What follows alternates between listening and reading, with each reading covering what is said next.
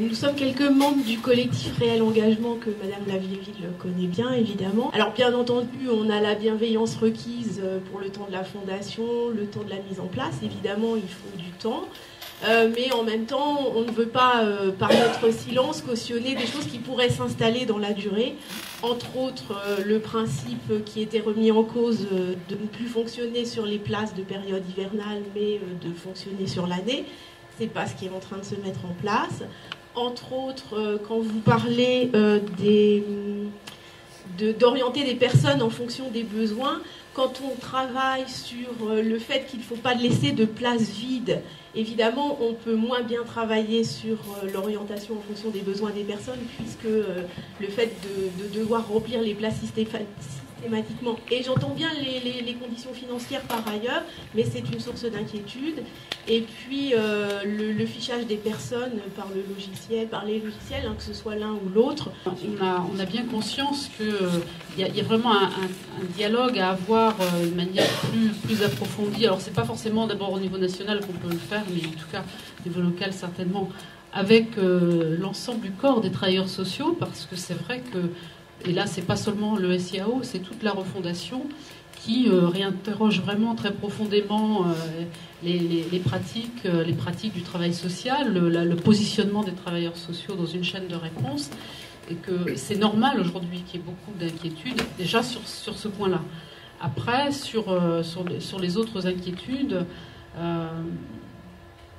il y a effectivement des raisons. D'abord, on a des raisons d'espérer, sans faire de jeu de mots sur Espérer 95, et puis parce qu'on a la conviction qu'on est dans la bonne voie. Mais c'est vrai qu'il y a des éléments qui viennent rendre cette transformation compliquée. Monsieur Lavouille l'a dit, il y a la RGPP qui vient quand même beaucoup bousculer aussi et les moyens et les organisations de l'État.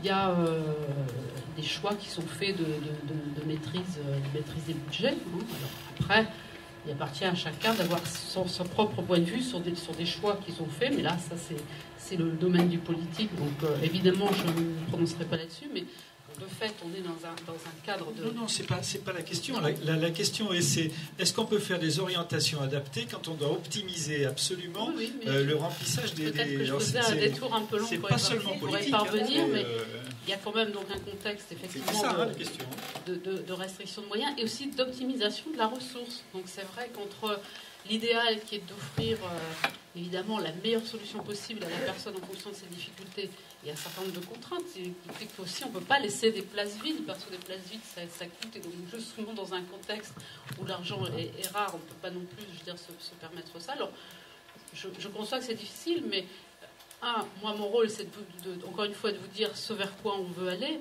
et après on entend bien que dans la pratique, forcément, on s'éloigne parfois un petit peu du modèle. Le tout, c'est quand même de ne pas le perdre complètement. Ça veut dire aussi, est-ce qu'on prévoit de continuer la transformation des places pour qu'elles soient de plus en plus adaptées?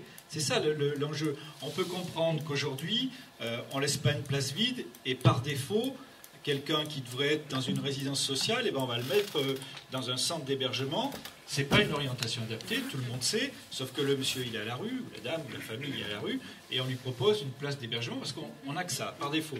Alors moi j'entends bien la RGPP, l'optimisation des coûts, etc. Mais en même temps, quand on remet les personnes à la rue au mois de mars, alors qu'il y a eu des projets d'insertion qui ont été menés, qui ont des coûts énormes en matière financière, en matière humaine, en matière d'investissement de personnel et de travailleurs sociaux, et qu'on retrouve les gens dégradés au mois d'octobre, là on pourrait faire des économies d'échelle. L'objectif poursuivi, c'est effectivement qu'on ne retrouve pas les gens à la rue après avoir fait tout un travail avec elles, même si par ailleurs on peut aussi on l'a intégré, le droit à l'erreur de la personne aussi, ou le droit au retour en arrière.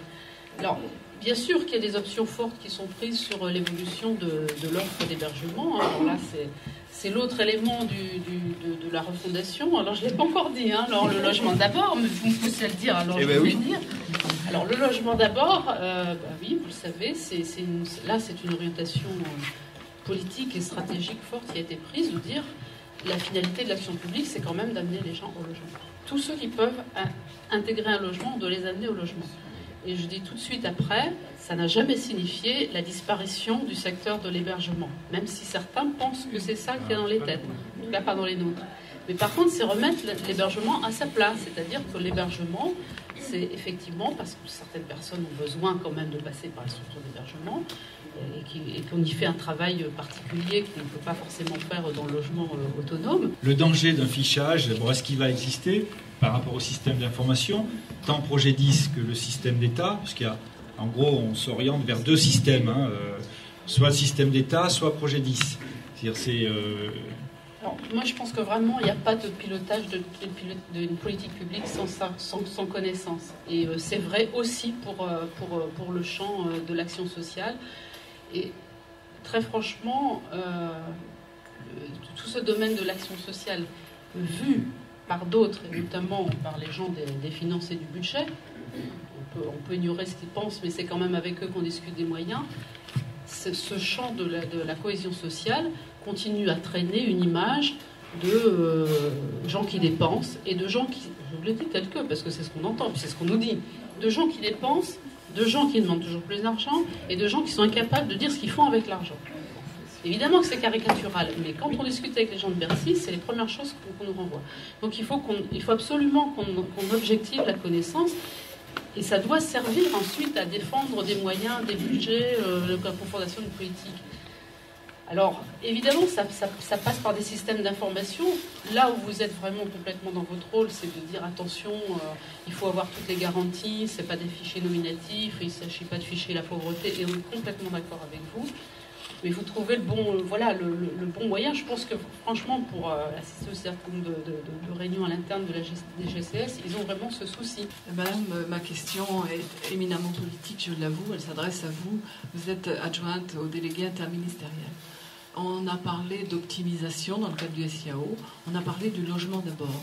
Je m'exprime ici au titre de présidente adjointe de l'UDACHI. L'UDACHI est partie prenante des commissions qui auditionne les maires des villes carencées dans le cadre de l'article 55 de la loi SRU.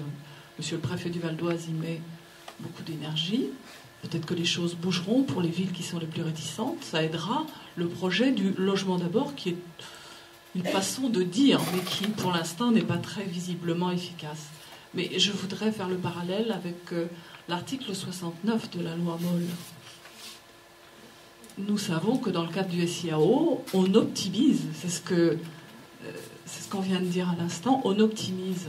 Mais en dehors d'optimiser, est-ce qu'il est envisagé, malgré le manque de crédit, malgré la limitation des crédits, d'ouvrir des places d'hébergement, puisque cette loi exige une place pour 1000 habitants? Madame, il devient extrêmement urgent, l'hiver, d'avoir plus de places et de les maintenir l'été. Voilà, j'arrête là ma question. Je regrette de dire, le budget du BOP 77, qui est cher à votre cœur, n'a cessé d'augmenter ces dernières années. La volonté, c'est de maîtriser les capacités d'hébergement. Donc ça veut dire qu'on n'est plus. Alors là, je raisonne macro, France entière. Donc l'option n'est plus de continuer à développer des places, même s'il s'en crée encore. Parce que quand on regarde d'une année sur l'autre, les capacités augmentent. Un certain nombre de questions qui se posent concernant les SIAO, mais il y en a une quand même que le pouvoir central a complètement zappé, évidemment. Je veux savoir comment vous l'appréhendez dans le 95. C'est quand même la place des conseils généraux et des villes. Quand même, là-dessus, un silence... Mal, parce que chacun sait que les conseils généraux sont face à des réductions de leurs recettes très importantes, notamment... Mais l'État aussi, et les gens sont toujours dehors. Oui, enfin... Non, on se débrouille mal, voilà. Je ne sais pas comment dire autrement.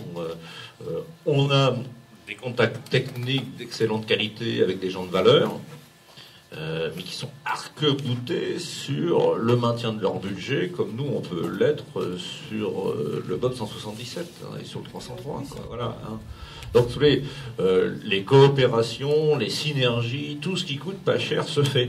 Voilà. C'est déjà pas mal. Alors, on ne l'a pas complètement zappé, la question au niveau national, mais c'est compliqué parce qu'au niveau national, qui on a comme interlocuteur? On a l'ADF, parce qu'évidemment, après, chaque... Et l'ADF, d'abord, nous dit, nous, on n'est pas une direction d'administration centrale, donc on ne donne pas d'ordre à nos conseils généraux, c'est vrai. Et au-delà de cette réponse formelle, le dernier contact qu'on a eu, c'était récent, puisque c'était il y a 3 ou 4 semaines, un responsable important de l'ADF nous a dit mais pourquoi vous voulez en gros nous solliciter pour qu'on travaille avec vous? C'est au local que ça se passe. Donc en gros, on n'a rien à vous dire sur la question. Alors, c'est pas satisfaisant du tout, mais du coup, effectivement, ça renvoie au local, ça renvoie aux responsables locaux de l'État. Donc, Dieu merci, il y a quand même des endroits où il y a des coopérations anciennes et qui se poursuivent. Il y a des endroits où c'est plus compliqué et chacun travaille de son côté. Et puis, très clairement, la période là qu'on est déjà en train de vivre n'est pas du tout propice à un dialogue serein avec le Conseil général. Comment les associations, elles se situent dans tout ça? Est-ce que c'est ce changement-là, cette refondation-là, comment elle est appréhendée sur le département? Ce qui nous semblait, nous, important en tant qu'union représentant un certain nombre d'associations adhérentes, mais ça en lien avec IDL 95, qui est aussi une tête de réseau à l'échelle départementale, c'est de se dire, est-ce qu'on y va ou est-ce qu'on résiste par rapport à la mise en place d'un outil qui nous semblait un outil, mais dont on n'avait pas forcément besoin ou envie. Voilà. Donc c'était la question derrière de la refondation, accepter de modifier les pratiques et tout ça. Et puis on s'est dit, dans un second temps, bien évidemment, on ne veut pas ramer à l'envers, là, il faut aller dans le sens de la marche, et on s'est posé la question d'un minimum de cohérence et de cohésion départementale, parce que ce qui nous importait, c'était pas tant de garantir l'existant, mais c'était surtout de ne pas balayer l'existant et de travailler avec les associations directement, parce que l'enjeu passait par l'appropriation des associations dans la démarche. Pas beaucoup d'associations étaient intéressées pour s'engager dans cet appel à candidature. Il y en avait une pour laquelle c'était clair, c'était Espéry 95, en tant que gestionnaire du 115 et d'une pratique d'ailleurs sur le même mode, les mêmes modalités depuis de nombreuses années, qui avait là une légitimité à répondre sur le volet urgence. Et puis après, IDL un peu naturellement comme tête de réseau, donc pas tant d'ailleurs dans sa compétence à gérer des structures d'hébergement, encore que bon, il gère une maison relais, mais dans sa capacité à mettre en lien et à mettre en réseau les structures d'hébergement. La volonté et l'exigence d'Espéry 95 et d'IDL étaient la même, c'est-à-dire eux ne concevaient pas de travailler chacun dans leur coin sans les associations. L'UDACHI a été à un moment donné, je crois, un support à la matérialisation des choses. On était étonnés entre le moment de la précipitation de l'appel à candidature et le moment de l'officialisation des opérateurs. Il s'est écoulé quand même beaucoup de mois, puisque entre le 18 janvier, date de l'appel à candidature, et l'officialisation le 12 octobre, s'est passé des choses.